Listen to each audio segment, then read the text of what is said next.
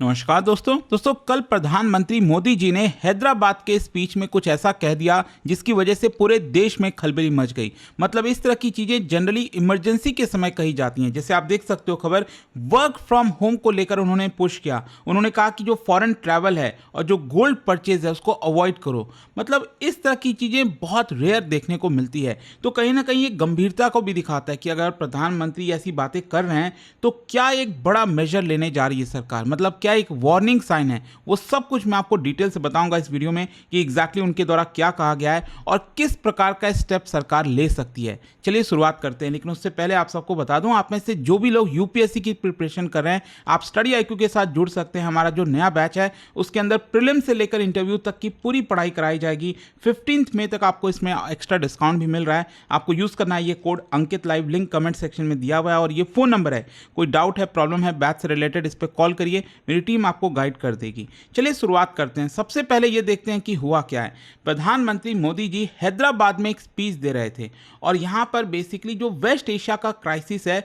उन्होंने उसको इससे लिंक कर दिया। और जनरली क्या है कि रिसेंट ईयर्स में आप देखोगे तो प्रधानमंत्री मोदी इस तरह की जो अगर कोई चीज़ें कह रहे हैं तो एक्चुअल में कोई बहुत बड़ा संकट है। जैसे कोरोना के समय अगर आपको याद होगा तो ये कोई जस्ट एक पॉलिटिकल स्पीच नहीं था, मतलब एक नेशनल एडवाइजरी था हर एक नागरिक के लिए, चाहे वो एनर्जी सिक्योरिटी को लेकर हो, फॉरेन एक्सचेंज को लेकर हो, इन्फ्लेशन को लेकर हो। और ये जो स्पीच है वो उसका बैकड्रॉप समझिए कि अभी अगर आप देखोगे पूरे दुनिया में एक तो वेस्ट एशिया का कॉन्फ्लिक्ट चल रहा है, जो स्ट्रेट ऑफ हॉर्मुज है वो डिसरप्ट हो गया है, क्रूड ऑयल के प्राइसेस यहाँ पर बढ़ रहे हैं, भारत का जो इंपोर्ट बिल है वो बहुत ज़्यादा बढ़ता गया है और इसी की वजह से भारत के फॉरेन एक्सचेंज रिजर्व में भी काफ़ी प्रेशर आ रहा है। अगर हम स्पेसिफिकली क्रूड ऑयल प्राइसेस की बात करें, गवर्नमेंट क्यों इतना ज़्यादा चिंतित है?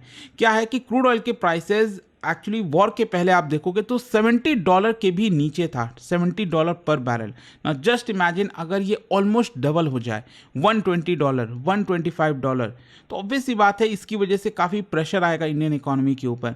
तो भारत की अगर हम बात करें तो एक एक रुपये जब इंक्रीज होता है, एक एक डॉलर इंक्रीज होता है क्रूड ऑयल के प्राइसेस में, इसका मल्टीपल इम्पैक्ट आपको भारत की इकोनॉमी पर देखने को मिलता है। जैसे ऑयल अगर आप देखोगे तो इट अफेक्ट्स ऑलमोस्ट एवरीथिंग, चाहे वो आप ट्रांसपोर्ट की बात करो, aviation, logistic, farming, electricity, manufacturing, food distribution, fertilisers, plastic, chemicals, हर एक सेक्टर के ऊपर इम्पैक्ट आता है और इसको हम कहते हैं इम्पोर्टेड इन्फ्लेशन। इम्पोर्टेड इन्फ्लेशन का मतलब यह है कि एक्सटर्नल ग्लोबल फैक्टर्स की वजह से अगर हमारे देश में इन्फ्लेशन हो रहा है, मतलब वो इन्फ्लेशन जो बाहर की वजह से आ रहा है, तो उसको इम्पोर्टेड इन्फ्लेशन कहा जाता है। अच्छा, यहाँ पर पीएम मोदी ने क्या क्या चीज़ों पर जिक्र किया है। पहला, उन्होंने यहाँ पर सभी से ये निवेदन किया कि आप वर्क फ्रॉम होम का कल्चर ज़्यादा अपनाइए। मतलब उन्होंने सभी सिटीजन्स को याद दिलाया कि जैसे कोविड के समय आप वर्क फ्रॉम होम कर रहे थे, यहाँ पर जो कम्यूटिंग है वो कम कर रहे थे, फ्यूल कंजम्पशन इसकी वजह से गिर गया था, ऑनलाइन जो मीटिंग्स हैं उसकी वजह से ट्रैवल रिड्यूस हो गया था, कम हो गया था, डिजिटल सिस्टम में एफिशिएंसी का ज़्यादा आ रही थी। तो ये सारी चीज़ें जो कोविड में आप अपना रहे थे, पीएम मोदी उनका यही कहना था कि इसको भी आपको अभी अपनाना चाहिए। और इसके पीछे का लॉजिक समझिए। अगर हम वर्क फ्रॉम होम की बात करते हैं तो मिलियंस ऑफ वर्क रिमोटली हो सकता है। इनफैक्ट कोविड के पहले तो सोचा भी नहीं जाता था कि ये वर्क भी हम वर्क फ्रॉम होम कर सकते हैं, लेकिन कोविड में जो सिचुएशन बदला उससे हमें समझ में आया कि नहीं, ये एक्चुअल में पॉसिबल है। और यहाँ पर डीजल कंजम्पशन कम हो जाएगा, ट्रैफिक कंजेशन कम होगा, क्रूड जो इंपोर्ट बिल है वो भी यहाँ पर गिर जाएगा।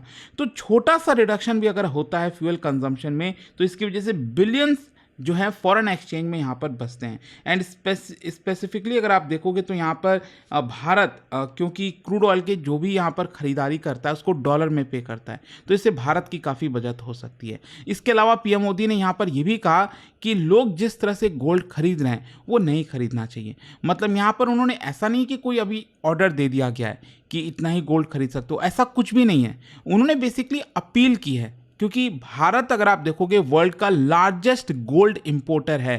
मतलब हमारे देश में गोल्ड होता नहीं है लेकिन फिर भी गोल्ड चाहिए होता है।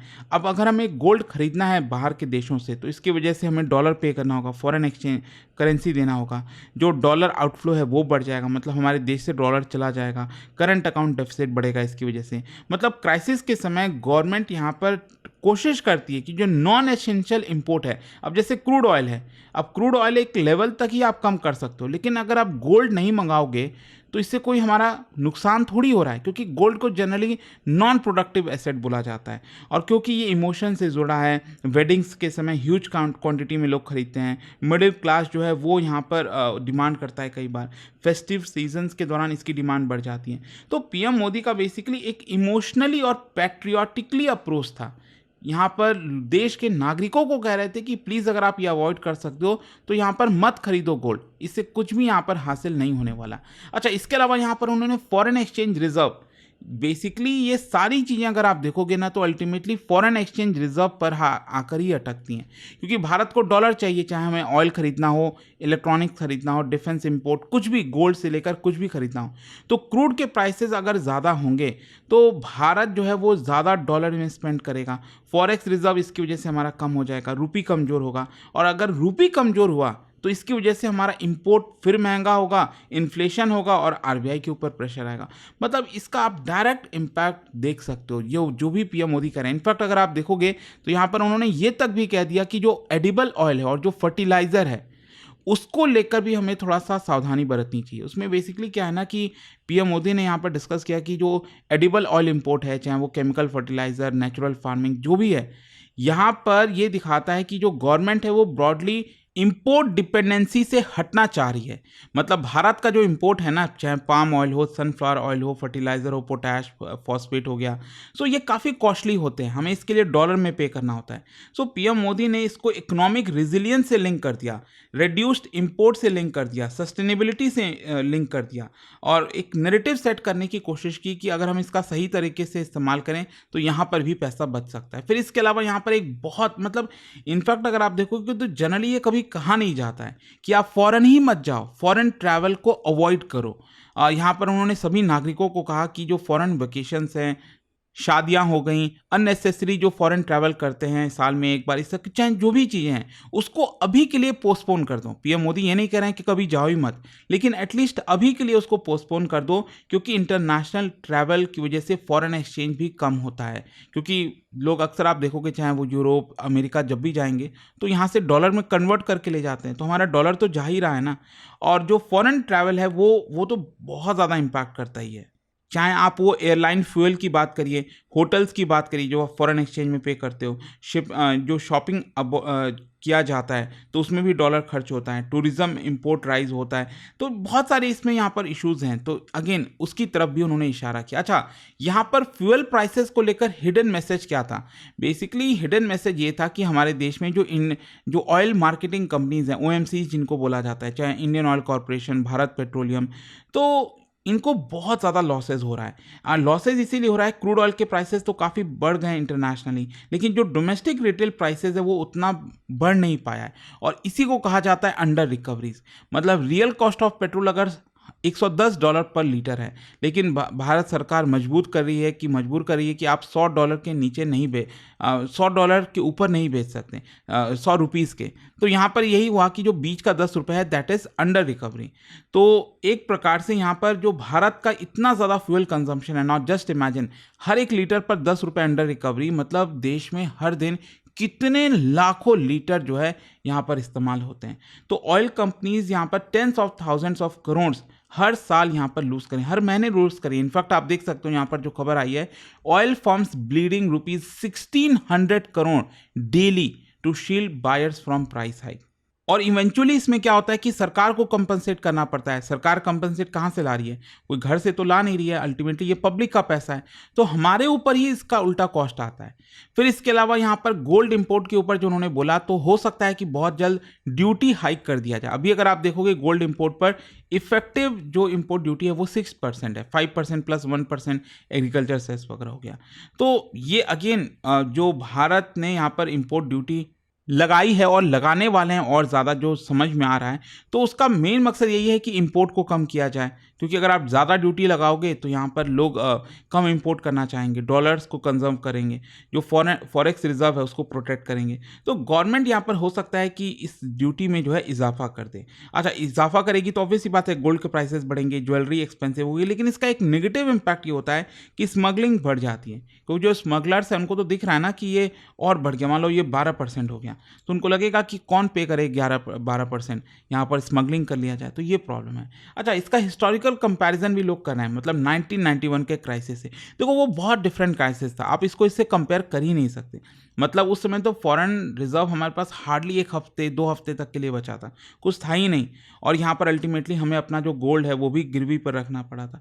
तो ये सारी चीज़ें थी, ऑल्दो भारत ने वो सब पेमेंट पहले ही कंप्लीट कर लिया, लेकिन यहाँ पर 1991 के मुकाबले नो डाउट भारत की सिचुएशन काफ़ी बेटर है, मच बेटर है। इनफैक्ट आप देख सकते हो जो फॉरेक्स रिजर्व है वो $700 बिलियन के आसपास है, $700 बिलियन, और उस समय तो हार्डली 15 दिन का हमारे पास रिजर्व था। अभी तो आप समझो कि लगभग 11-12 महीने तक का रिजर्व जो है वो हमारे पास रखा हुआ है। और सिर्फ रिजर्व ही नहीं, यहाँ पर बैंकिंग सिस्टम आप देख लीजिए कितना स्ट्रांग हो गया है। इकोनॉमी जो है मतलब काफ़ी बड़ी हो गई है पहले के मुकाबले, एक्सपोर्ट कैपेसिटी बढ़ गया है, सर्विस सेक्टर काफ़ी स्ट्रांग हो गया है। लेकिन हाँ, भारत भी वल्नरेबल है, जैसे एनर्जी शॉक की वजह से, इंपोर्टेड इन्फ्लेशन की वजह से, जो मैंने आपको बताया। अच्छा, यहाँ पर जो स्पीच है वो पॉलिटिकली इतना इंपॉर्टेंट क्यों, क्योंकि मैंने आपको बताया था कि प्राइम मिनिस्टर रेयरली इस तरह की बातें अपने नागरिकों से कहते हैं। जनरली क्या है कि पॉजिटिव बात करते हैं, ऐसा कोई दिक्कत नहीं है, सब ठीक है। लेकिन यहाँ पर गोल्ड मत खरीदो, फॉरेन वेकेशंस पोस्टपोन कर दो, फ्यूल कंजम्पशन कम कर दो, तो ये कहीं ना कहीं मैसेज दिखाता है। और कई बार हो सकता है कि पैनिक सिचुएशन भी क्रिएट हो जाए, तो वो वाली चीज़ तो नहीं है। लेकिन हाँ, यहाँ पर सतर्क रहना होगा कि एग्जैक्टली सरकार क्या करने जा रही है। तो आई होप कि डिटेल में आपको समझ में आ गया होगा। और जाने से पहले एक बहुत ही इंटरेस्टिंग क्वेश्चन, क्या बता सकते हो which of the following can lead to increase in India's foreign exchange reserve? इनमें से कौन सी चीज़ों की वजह से जो भारत का फॉरेन एक्सचेंज रिजर्व है उसमें इजाफा होता है? और इसका राइट आंसर आप सब जानते हैं, मेरे इंस्टाग्राम पर तो मिलेगा ही, वहाँ पर अगर आप नहीं, कोई बात नहीं, टेलीग्राम से ले सकते हैं इसका सही उत्तर। और दोस्तों, जैसे मैंने आपको बताया, अगर आप यूपीएससी की तैयारी कर रहे हैं, अभी 15 मई तक आपके पास टाइम है, 50% flat discount plus double validity आपको मिल जाएगी सभी यूपीएससी कोर्सेज पर, जिसमें प्रीलिम्स मेंस इंटरव्यू की पूरी तैयारी कराई जाती है। यहाँ पर पर्सनल मेंटरशिप मिलता है, 18 बुक्स का पूरा सेट आपके घर पर भेजा जाता है। अगर आपको अभी भी कोई डाउट है, प्रॉब्लम है बैच से रिलेटेड, इस कॉल कर लीजिए, मेरी टीम आपको गाइड कर देगी। And use this code Ankit live maximum discount के लिए। स्टडी IQ IAS, आपका सिलेक्शन हमारा मिशन।